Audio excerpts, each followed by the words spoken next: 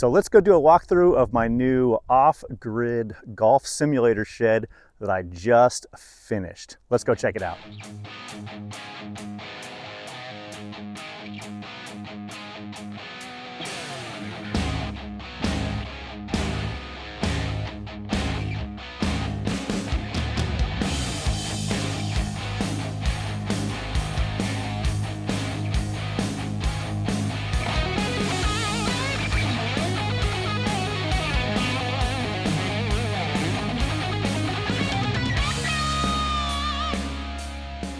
So here is the actual shed that I had installed. It is a total dimensions of, inside dimensions of 24 feet long, and then an extra 4-foot kind of deck here, and it's a total of 16 feet wide. Installed the EG4 mini split. Actually, you can run it off solar panels 100% if you'd like, which I don't have it connected to solar panels right now. Here's just a little landing I built off the side of it because I mounted solar equipment to it. This is a battery that the whole thing gets ran off of. Solar panels charge the battery, and this is the inverter that inverts that DC power over to AC power to the main, circuit breaker panel like you'd see in any house or shed sub panel. So I did put down a road base foundation, and then they just put it on blocks. It's worked great. So it came as this shell, and then I had to finish out the inside. Obviously it came with just studs, no insulation, no flooring. So I ended up doing all of that myself to save on cost. The only thing I didn't do was the drywall work. But let's take a look at the inside. So the simulator enclosure that I went with was the Carl's Place DIY enclosure. Basically uses 1-inch EMT conduit for all the poles. Really easy install. I put it up in about, I don't know, I'd say an hour and a half, 2 hours. I added this little glow around the side and then put that on a switch. It actually plugs in down there in that outlet, all the lights, but I have it on a switch here. I installed these real putting cups actually that you can actually putt into.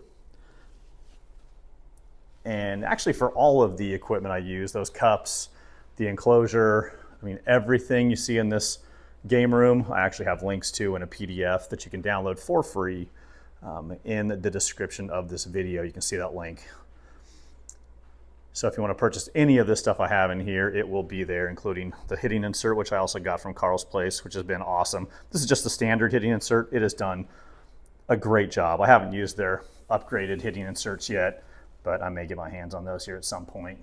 So again, the interior dimensions are 16 foot wide by 24 feet deep.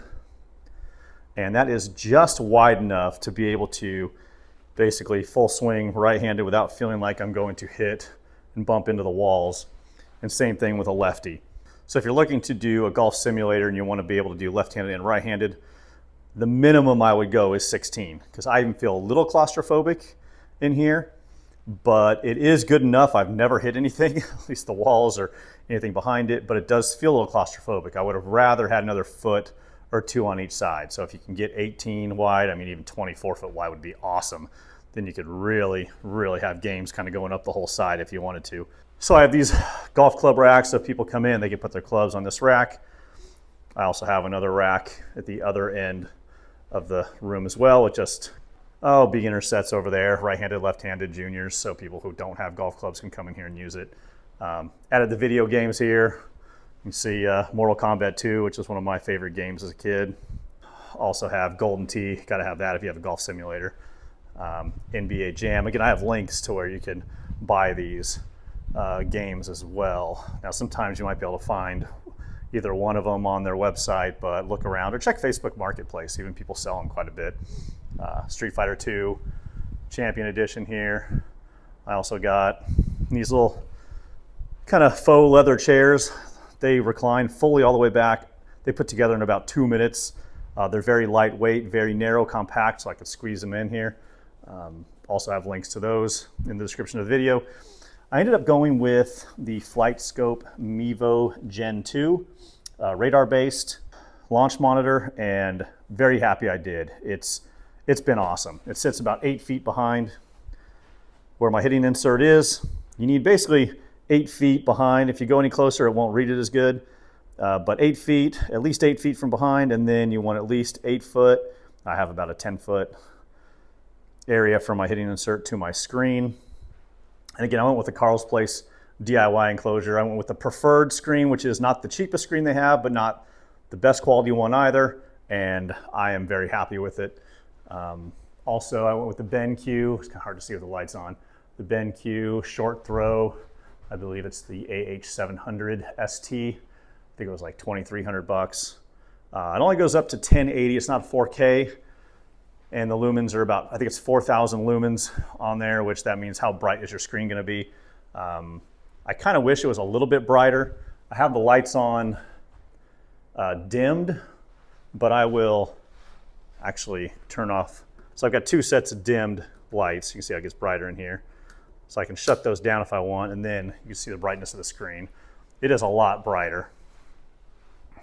See if I can zoom in here so you can get a real good look. Now you see my shadow on there. But yeah, it's actually it's a very good projector. So it's really made for golf. It auto fits itself, so it's not really hard to get the screen to fit on there right. And I also put in track lighting. Let's see if I can zoom in on it. So I have track lighting up there. Also have an HDMI cable coming out of the wall that drops down here and pops out of the wall here, so I can plug it right into my iPad, which I run everything off of. But the track lights will light up just the hitting area. You'll see as I turn them on here. So it lights up the hitting area without washing out the screen. So since I built this all from scratch myself, I was able to kind of add anything I wanted. And that turned out to be a good investment. The lights were only like 60 bucks, I think, on Amazon for those. But let me turn those off. Turn the lights back on in here. And of course, I had to go with the free Scotty from when he got arrested, Scotty Scheffler, #1 player in the world. Had to put that up in here. And I've also got his picture there as well. Rory, of course, you can't have golf posters without Tiger Woods in there as well. Put a little fridge in here as well. A little small fridge. It's only about, oh gosh, I believe it's about 5 feet tall, maybe a little below that. I think it only comes out like 21 inches. So trying to keep everything very narrow in here. Also these golf racks I've got on Amazon. You can fit 4 racks plus a little area down here where you can put golf balls. I use these yellow ones, cheap, kind of cheaper balls, tailor-made for putting. And then you have to use the Pro V1 RCT balls for the actual long shots. I went with the white RCT balls, obviously, for the long shots, but then the yellow one to really distinguish, okay, putt with that ball. You don't want to putt with the radar-based balls. For some reason, not sure why, but that's what they say to not do, so I took their advice. And then I've got the little plastic tees here that are good for golf simulators. You can just put right on the mat. Also got a 50-inch Roku TV that can also be hooked up to the monitor here, so we can actually watch, log into our favorite whatever channels. Put that right on the screen here. Let it be a movie theater or watch football games, golf, baseball games out here. Wi-Fi router right there. This desk can go up or down. I feel it's best to keep it low, especially for left-handed players. If I zoom out here, if I have the desk all the way up like a standing desk, it feels a little claustrophobic in your backswing. When it's low, you really don't notice it as much. So went with that. Something I didn't know, a Roku TV. So I ran an HDMI cable from there that goes in the wall and drops right down here where I could literally unplug whichever one. So this one goes to the projector, the black one. This one goes to the TV. I can hook those together, and I thought I'd be able to hook that into the TV and be able to project the TV onto the screen here. Not the case. Couldn't do it. There's no HDMI out on most smart TVs. So I was new to this and was like, okay, well, how in the heck am I going to be able to get that to go out? So what I needed to do was I got an Amazon Fire Stick. And then when I plugged in the Amazon Fire Stick into the back, I was able to put an HDMI splitter on there. Basically, the Fire Stick plugs into that splitter, and then one end of that splitter goes into the TV here, and the other end connects to the other HDMI cable that I have going into the wall. So basically, it'll project now the Amazon Fire Stick onto the TV and onto here. Now it does play audio on both. So the projector plays the audio and the TV does. So you're gonna wanna turn one or the other down. Me, the audio is not that great on these projectors, so I turn the audio down there, turn it up here. So the speakers here are playing what's on the TV and nothing's coming from the projector. Now I'm probably gonna get a sound bar and have the sound bar here, maybe put some subwoofers, a subwoofer up in the ceiling up here or above, and then other wireless speakers up there. So it doesn't sound like the sound's coming from the TV, it sounds like it's coming from the whole room basically, but haven't got to that point yet. I also have a mini split, so it's heated and cooled by this EG4 mini split, which I love EG4 mini splits. You can install them yourself. They're pre-charged refrigerant, no vacuuming. It's very, very simple install. And they've worked great for me. I have them all in my house as well. They use very little electricity. Since I have this building technically off grid, it's powered by solar. There's solar panels outside. If I zoom out, maybe you can see them, see through the window. You can kind of see the solar panels out there. So it uses grid only if the batteries get to 20%. Then it'll use grid power if it needs to for a while until the sun comes out to charge the battery again. But haven't had to even use that, and I've had this connected for 2 months now. Never touched grid power, so really liking that. So let's get into quickly why I went with the Mevo Gen 2 unit here. Biggest selling point for me was, well, actually there's a couple selling points. One, I wanted to be able to use this left-handed and right-handed without having to reset up anything. And if you use the camera-based units, you got to put them next to it, and then you got to put it on the other side for a lefty.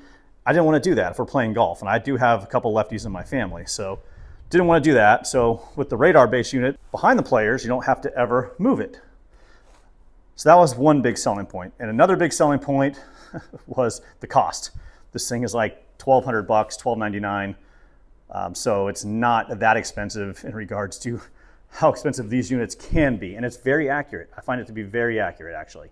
Another big selling point, there are no subscription fees. That is huge, in my opinion, because you can spend upwards of $500, $700 a year on some of the other units. This one, you get 8 golf courses included, Torrey Pines, Pelican Hill in California. They're actually real golf courses, and you get to play on those unlimited amounts of time for no monthly fee at all. If you want to add other courses, you can do GS Pro, which is a software add-on where you can play all the big courses in the world, but you end up paying $250 a year, I believe, for that. Haven't got it yet, but I will. But you will need a gaming computer to handle that, the high-end graphics. But for me, I'm just using an iPad right now, and it works just fine on an iPad to get me going, just trying these golf courses out, playing, having fun with my friends. And another reason I really like this unit is it does do putting as well. So, and apparently it has a camera for the putting. So it does radar based for the shots and then camera for the putting, which is why you're using a different ball, which is why I use the yellow ball, the non-RCT ball there for putting.